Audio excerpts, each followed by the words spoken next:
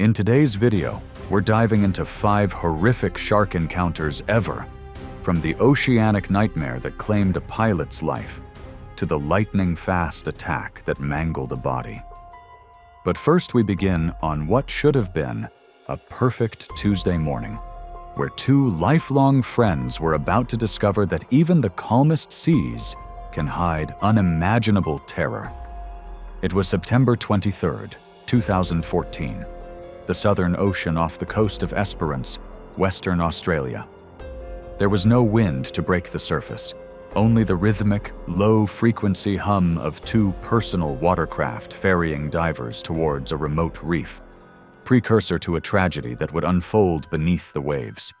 At 46, Arlo Vesper had spent 2 decades reviving dead diesel engines in a cramped shop, but his true passion was diving. He was a meticulous diver who understood the limits of equipment.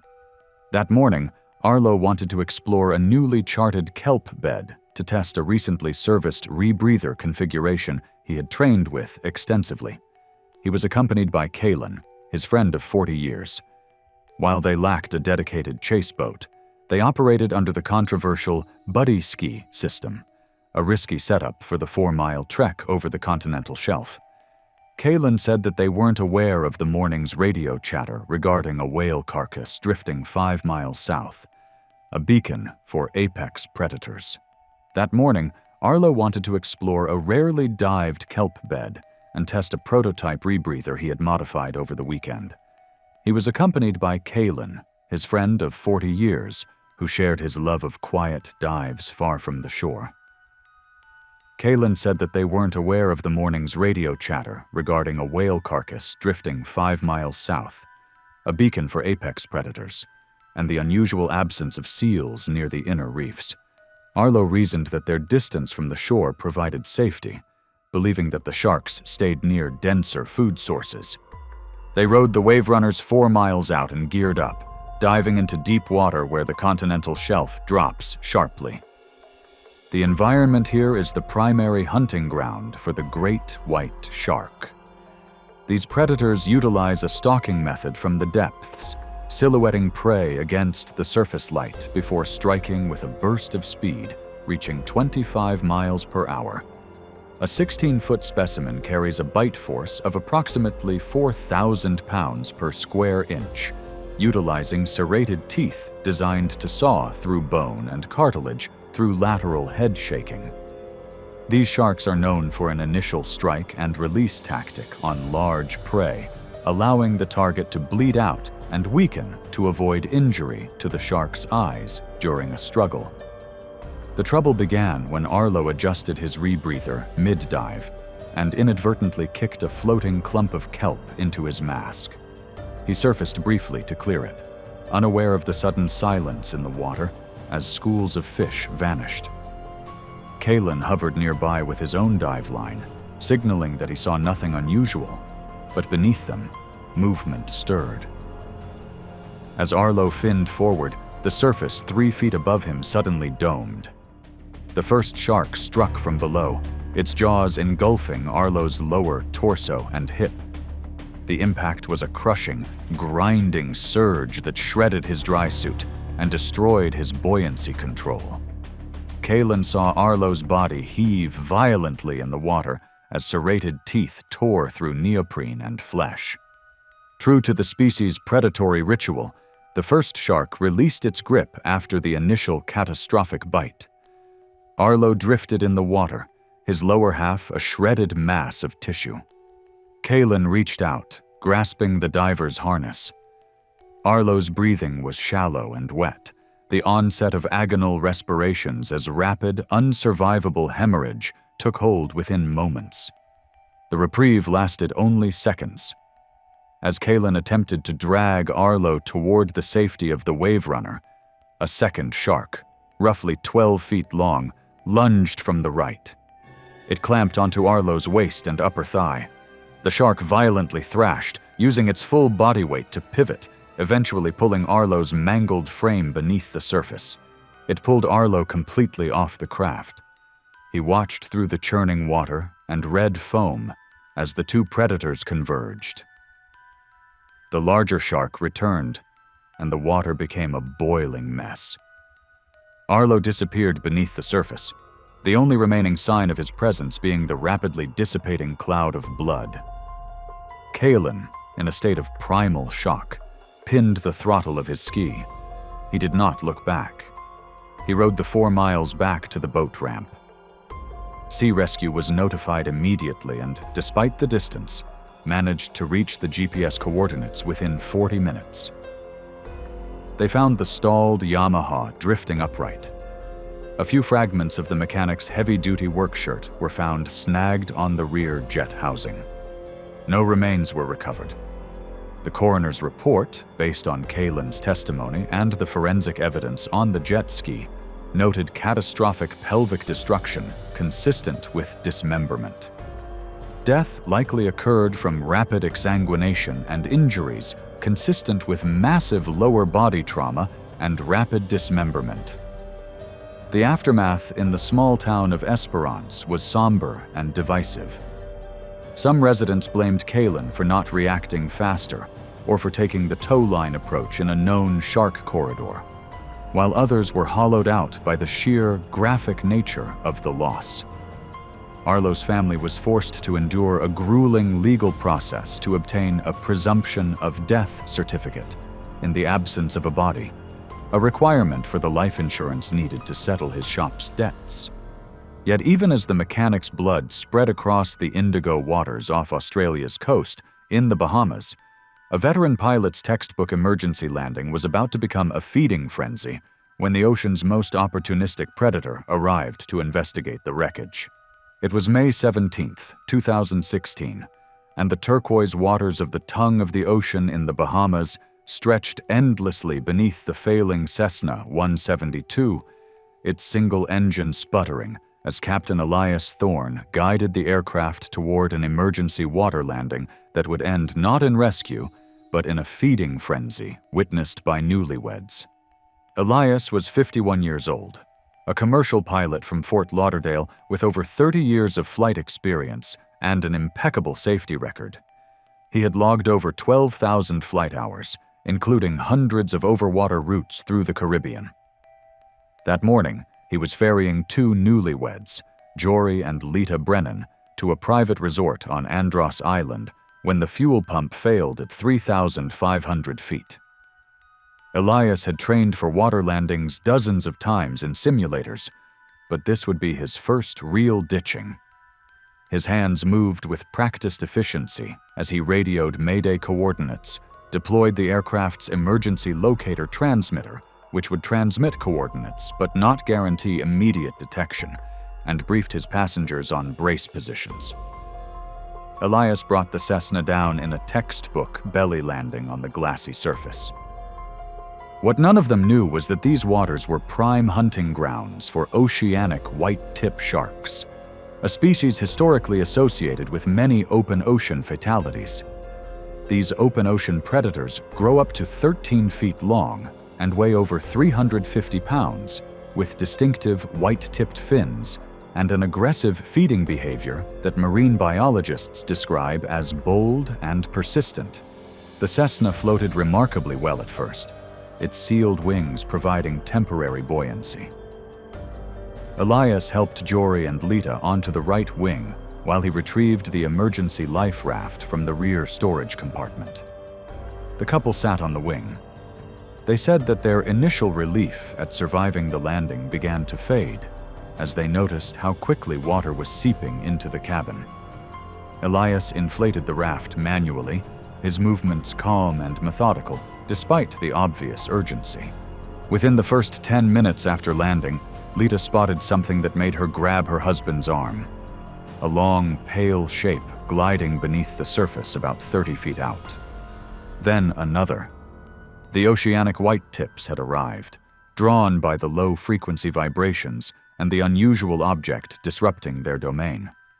Elias spotted them immediately, his expression shifting from controlled concern to barely concealed alarm.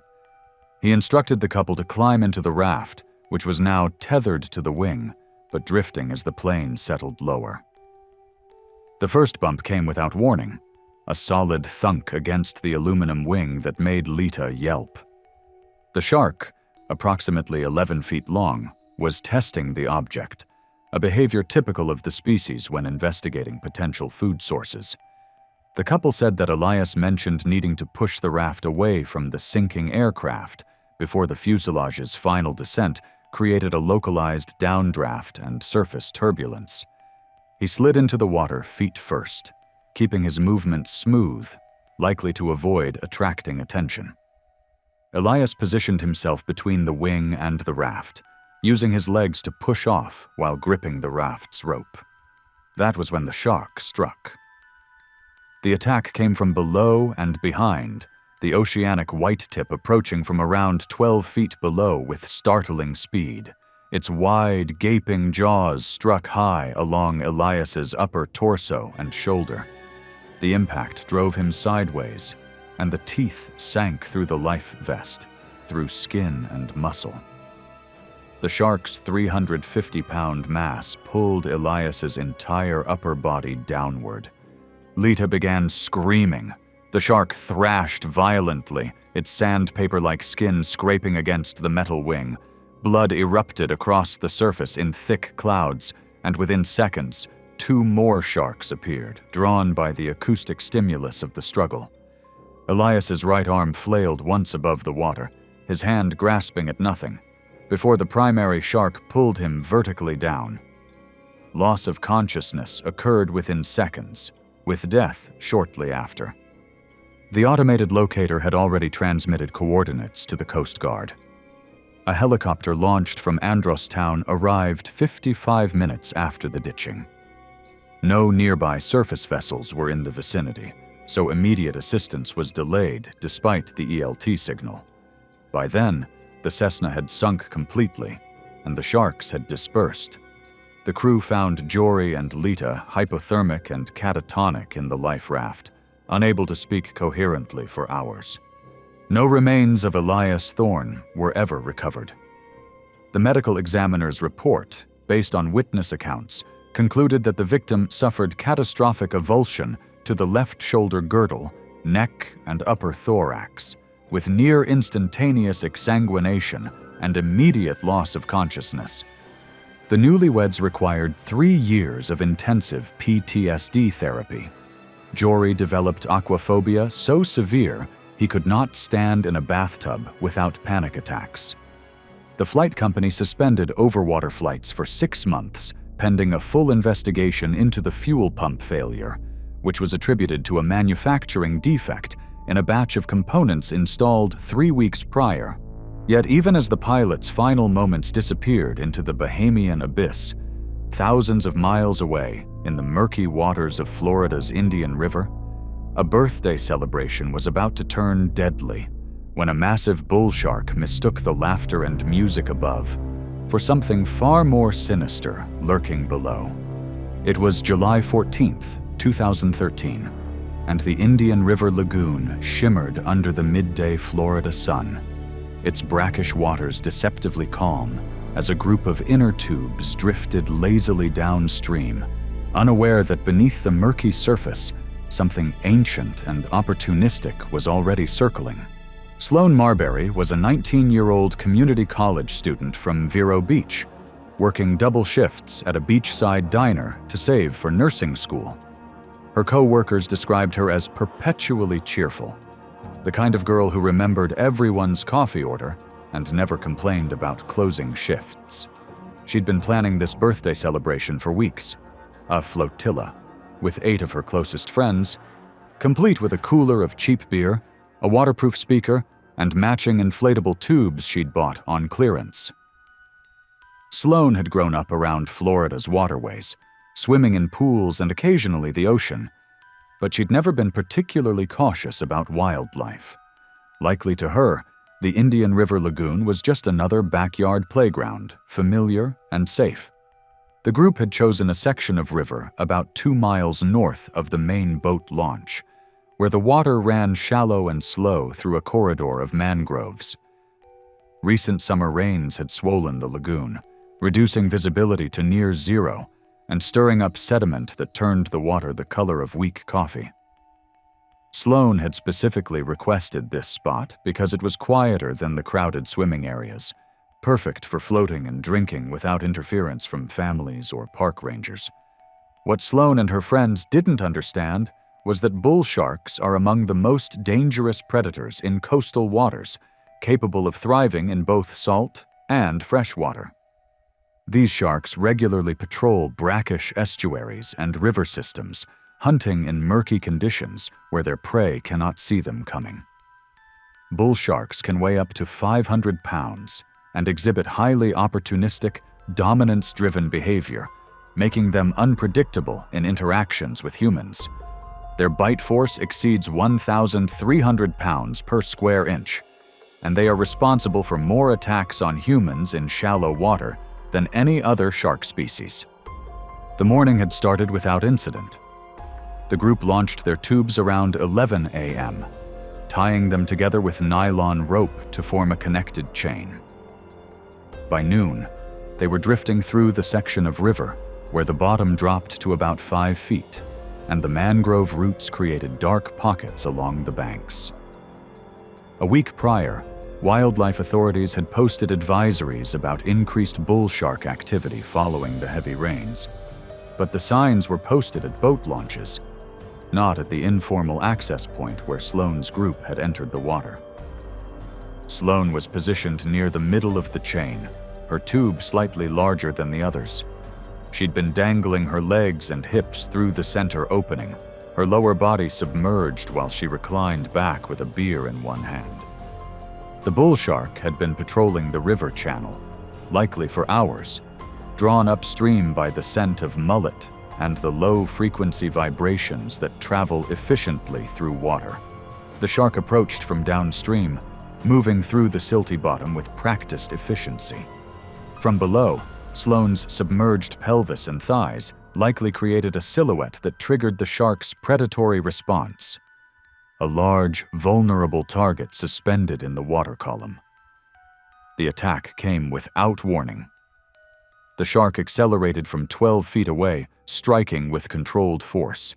It struck Sloane's right hip with its snout first, an exploratory bump that instantly transitioned into a predatory strike as it opened its jaws and clamped down on her pelvic girdle. The impact flipped her tube completely over, snapping the rope that connected her to the others. Sloane's scream was cut off abruptly as she was yanked beneath the surface. Her friend saw her hands reach up, fingers clawing at the tube, before she disappeared into the brown water. The surface erupted in thrashing movement. The others began screaming, paddling frantically toward shore. A fisherman, anchored 200 yards upstream, heard the screaming and immediately started his motor. He reached the group within 3 minutes and used his radio to call 911 at 12:17 p.m. A wildlife authorities boat arrived 12 minutes later, followed by county rescue divers. The divers located Sloane's body wedged in the mangrove roots at 1:05 p.m. The shark was gone. The medical examiner's report documented catastrophic trauma to the right pelvis, hip, and lower abdomen, with tissue loss consistent with a large shark bite. Catastrophic blood loss combined with submersion caused rapid loss of consciousness. Tooth fragments recovered from the wounds confirmed a bull shark between 8 and 10 feet in length. The initial forensic exam left authorities uncertain, and the incident was first described as a likely drowning before the bite evidence was confirmed. In the weeks following Sloane's death, local officials faced pressure from the river tubing industry, which generated significant tourism revenue. The initial press release described the incident as an accidental drowning, omitting mention of the shark. Only after Sloane's family demanded transparency did authorities issue a corrected statement and post-warning signs along the lagoon. However, even as the birthday girl's screams were silenced beneath the Florida waters, halfway around the world in the crystal depths of South Africa's False Bay, a teenage spear fisherman's stubborn refusal to surrender his catch was about to cost him far more than just a fish. It was January 14th, 2018, and the waters of False Bay shimmered under the midday sun, deceptively calm as they lapped against the rocky shoreline where Barek Zale prepared his spear gun for what would be his final dive. Barek was a 17-year-old local from Ocean View, a working-class township overlooking the bay. He wasn't a recreational diver. He was what the locals called a shore shucker, a subsistence spear fisherman who hunted from the rocks and shallows to put food on the table. His mother worked double shifts at a fish processing plant, and Barek's catches helped stretch their grocery budget through the month. He'd been diving these waters since he was 12, learning from older fishermen who taught him to read currents and identify the best hunting grounds. That morning, Barek had chosen a spot near Glencairn Beach, where the rocky bottom dropped off into deeper water rich with fish. According to witness accounts, Barek had been underwater for nearly 20 minutes. That's probably where he spotted a large yellowtail, likely cruising near a kelp bed. He descended smoothly, equalizing pressure as he aimed his spear gun. The shot was clean, striking the fish just behind the gills. The yellowtail must have thrashed violently, sending low-frequency pressure waves through the water and releasing blood into the current. Barek began pulling the fish toward him, using the line attached to his spear. It's unclear whether he saw the predator before the attack, but that's when a bronze whaler materialized from the murky water beyond the kelp, its body moving with purposeful speed. The bronze whaler shark, also known as the copper shark, is frequently involved in spearfishing-related incidents. Growing up to 10 feet in length and weighing over 600 pounds, these sharks possess rows of triangular, serrated teeth designed to tear through flesh and bone.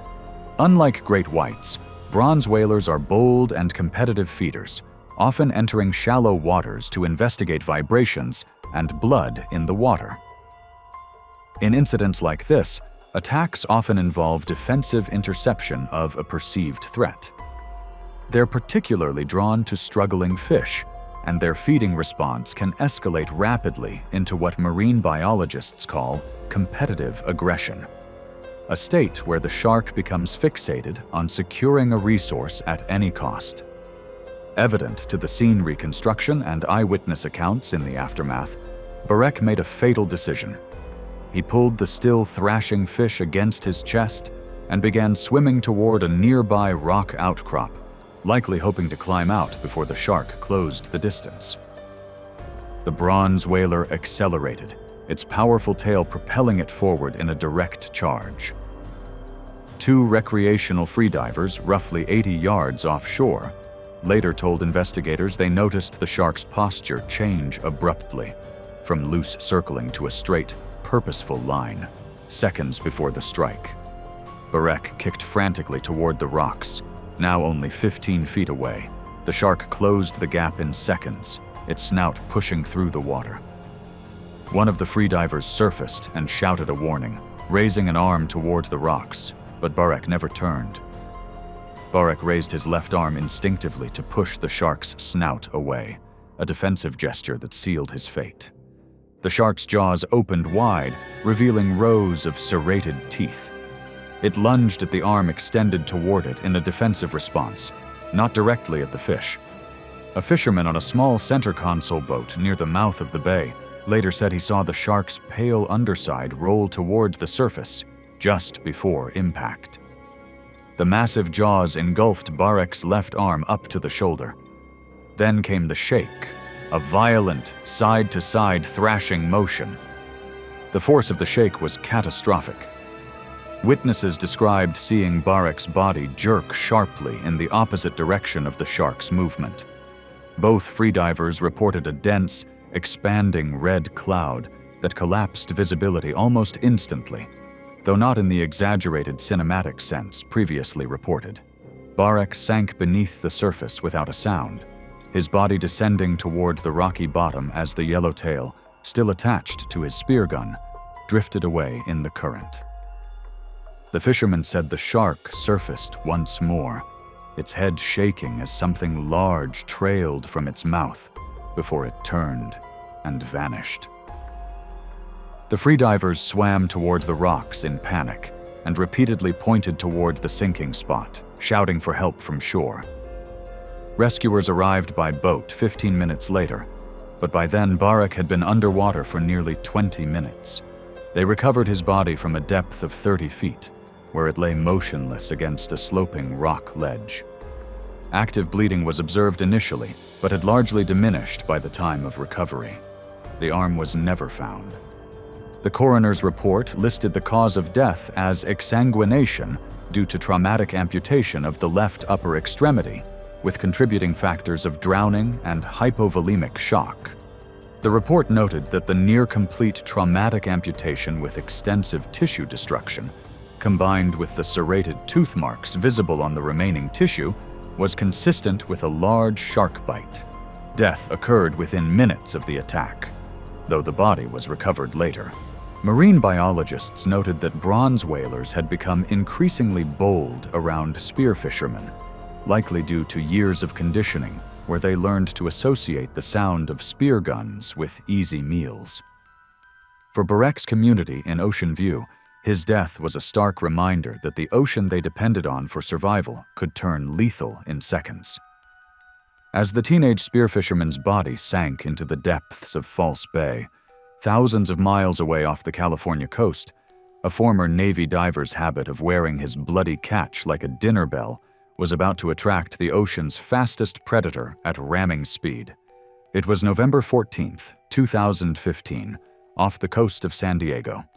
The water temperature held steady at 68 degrees, perfect conditions that would soon turn deadly as blood began to trail through the blue depths. Dax Vanner was a 38-year-old former Navy diver whose reputation in San Diego's spearfishing community bordered on legendary. After 12 years of military service conducting underwater demolitions and ship hull inspections, Dax had transitioned to civilian life, but never lost his connection to the ocean. Dax operated a small diving equipment rental business near Mission Bay, but his true passion lay in spearfishing the deep waters beyond the continental shelf. What set Dax apart from other spearfishermen was his controversial practice of using a waist stringer, a metal cable attached to his weight belt, where he clipped his catch directly to his body. Most experienced divers used boat stringers or catch bags to avoid attracting predators, but Dax had been diving these waters for 15 years without incident, and his military training had likely instilled an unshakable confidence in his abilities. That afternoon, he planned to target the large red snapper that congregated around the kelp paddies, hoping to fill his quota before the weather turned with his friend Finn, who operated the boat. Little did he know, short-fin mako sharks patrol these waters as the ocean's fastest predators, capable of reaching high-speed bursts exceeding 30 miles per hour in short sprints. These can grow up to 1,000 pounds and possess rows of long, needle-sharp, unserrated teeth designed not for cutting, but for snagging and impaling slippery prey. Unlike other shark species, makos hunt by sight and speed rather than stealth, using their exceptional vision to track the glinting scales of fish from remarkable distances. By early afternoon, Dax had successfully speared 3 large red snapper. Following his usual practice, he clipped them directly to his waist stringer, blood seeping from their gills. Finn, monitoring from the boat above, watched as Dax prepared for another dive. What neither man realized was that a 12-foot short-fin mako had detected the bioelectric signals and the blood trail, and was already beginning its approach. The mako's attack began as a textbook predatory strike. From its position in the deeper water, the shark must have locked onto the glinting scales of the snapper at Dax's hip. The shark began its terminal approach from a depth of likely 80 feet, its powerful tail driving it upward through the water column at increasing velocity. Dax was completely unaware of the approaching predator.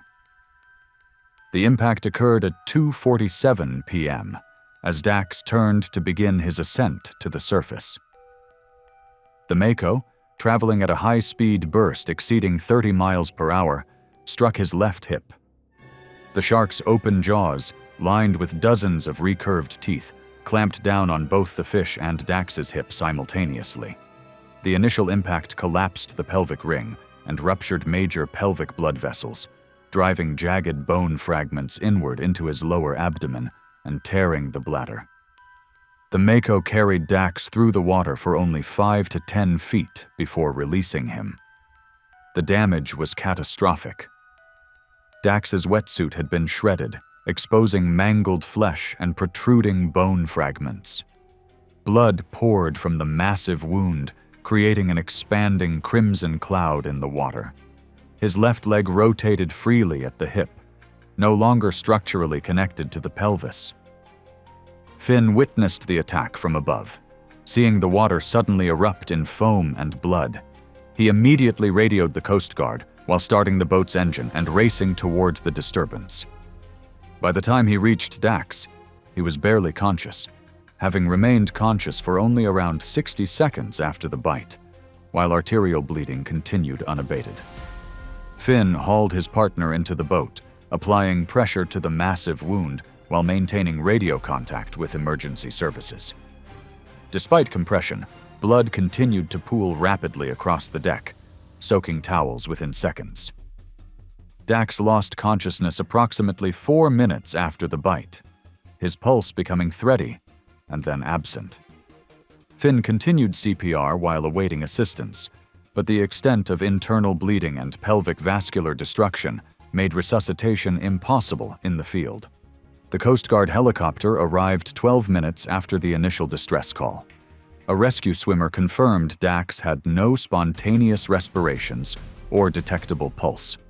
He was pronounced dead on scene at 3:06 p.m. The autopsy documented catastrophic pelvic trauma, including complete fragmentation of the pelvic ring, rupture of the bladder, and transection of multiple pelvic arteries, leading to rapid exsanguination. The cause of death was listed as hemorrhagic shock due to shark bite trauma. The injury was unsurvivable regardless of the speed of the rescue. Investigators later believed the shark was targeting the fish on Dax's stringer, not the diver himself.